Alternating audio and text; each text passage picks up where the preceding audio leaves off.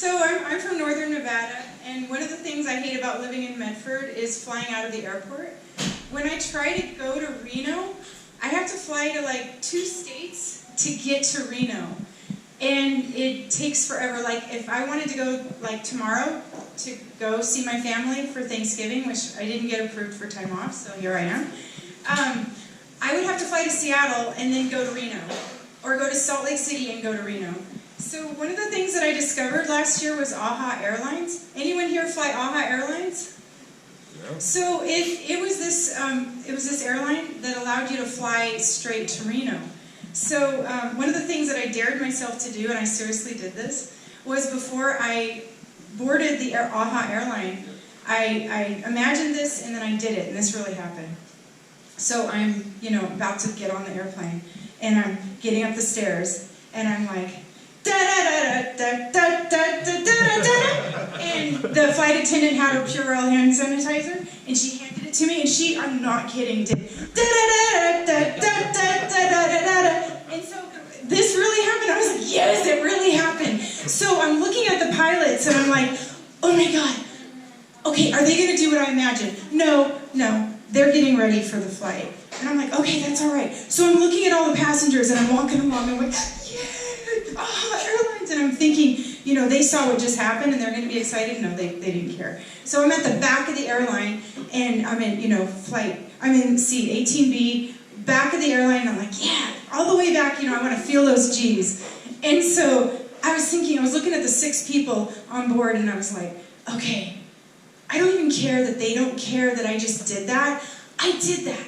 And this is AHA Airlines, so I was just like really happy that I did that. So anyhow, 56 minutes to Reno. If you've ever driven to Reno, you can't beat 56 minutes. So I was just like, that was so worth it. So there were only 6 people on the flight.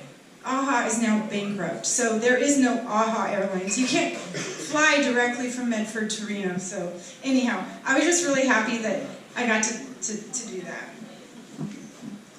Okay, so I had an embarrassing moment. I don't know how many mothers are out there, but I just given birth to my daughter, and a month later, I'm walking along, and I see this German Shepherd tied to the back of a pickup truck, flatbed, and I'm walking along, and all of a sudden, my chest starts swelling, and I feel this warm liquid, not kidding, going down my shirt, and I realize I've had something called letdown. And if you've ever breastfed, it's called letdown. The letdown for me was realizing I'm a human being. The dog was whimpering.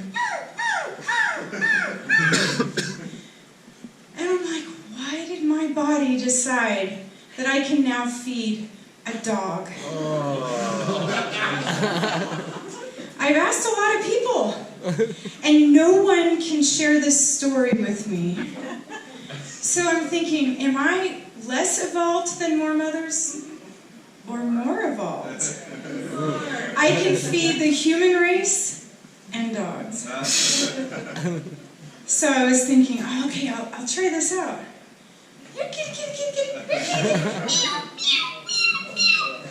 No, it never happened. I was like, hey, you want some milk? No, it never happened again. And I don't know if any woman on the planet is going to ever admit that this happened to them too. But I'm here the night before Thanksgiving on Grants Pass, and I'm telling you, that really happened. Yeah. Okay, so my son is a freight train engineer in Idaho. He derailed last winter because the ice was so thick on the rails it actually derailed, and his freight train went sideways, for real. And he survived, but he told me an amazing story. Not just that he survived, but there was graffiti on the top of that train. It was a huge penis with hairy balls, 12 feet long. I'm not making this up. I've written these stories just for this night. So, I imagine this happening because it's Idaho Falls, and you're not going to see that unless you're up above, maybe on a bridge, or you're... This is Penelope Penelope Smith, live from Action News Helicopter. We're on our way to Fonzarelli's French Fry Factory fire.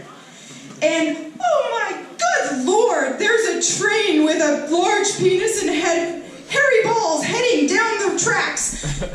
Bob, are you getting this? Bob, zoom in. Quick, get a shot of that before it enters that tunnel.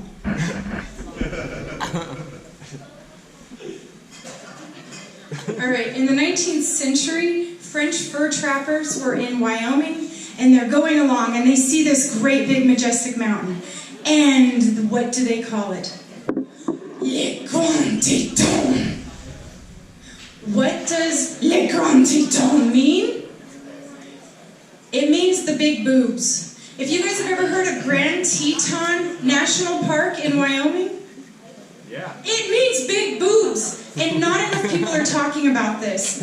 When I go to Idaho and I visit my son, I see Teton Motors. I see Teton Sports. I see Teton Radiology where you can get a mammogram. I'm not kidding. People don't know that Teton means boobs, big boobs. So Grand Teton, if you're ever in Wyoming, I'm not kidding. So I wondered, is there a Hooters in Jackson, Wyoming? I looked it up. No. But that would just be so funny because of Grand Teton. I thought that was really funny.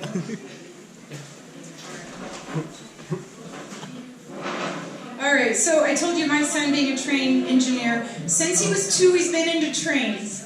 And as his mom, I always encouraged him to be into trains because he loved trains. So now he's a train engineer. He's 26 and he loves it. So, me being a dork,